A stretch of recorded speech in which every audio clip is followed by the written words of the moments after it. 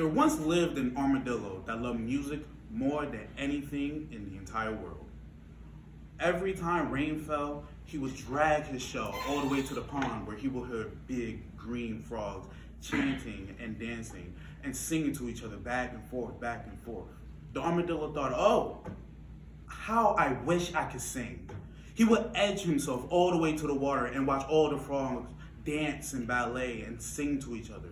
But he couldn't understand their words. He did not know their language.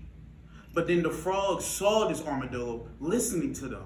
And of course the frogs said, ridiculous. How can an armadillo sing? Another day, a new family of crickets came in right next to the armadillo's house, chirping and everything. The armadillo was enchanted, thinking it was better than the frogs' dance, better than the frogs' song. Every day and every night, he would creep right next to the house, listening all day and all night to these beautiful cricket songs. And of course, the crickets said, ridiculous. How can an armadillo sing?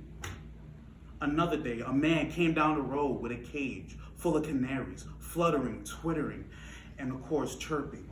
But this time, it was different. This time, it enchanted the armadillo.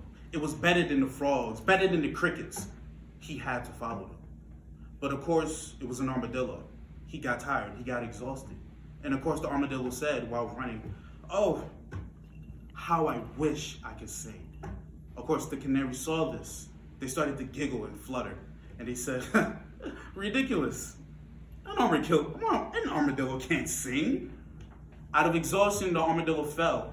But where he fell was in front of the house of the greatest wizard in the area.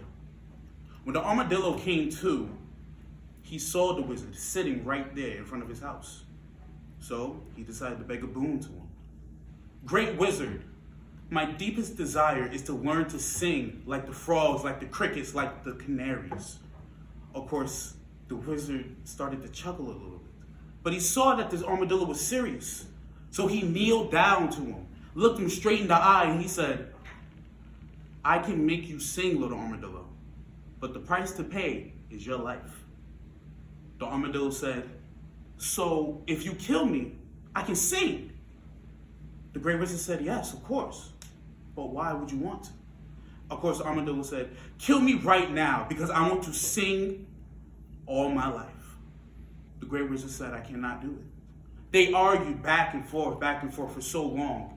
Soon enough, the great wizard gave in. Okay, armadillo, I will grant you your wish. He killed the armadillo, took his shell and made the finest instrument in the world, gave it to the best musician in the world. Soon enough, the musician would sometimes go to the pond where the frogs were and play that instrument. The frogs would come out, staring big eyes and say, aye. The armadillo learned to sing. The musician would go to that house where the crickets were. And of course, the crickets would creep out with big eyes and say, aye. The armadillo learned to sing. He would sometimes go to the guy with the cage full of canaries because they were friends. And of course, he was a musician as well. They would play beautiful music with their instruments. And of course, the canary said, aye. The armadillo learned to sing. And so, the armadillo finally learned to sing. He died for his deepest desires. It's the same for all musicians in the entire world. He sacrificed his life for his art. Thank you.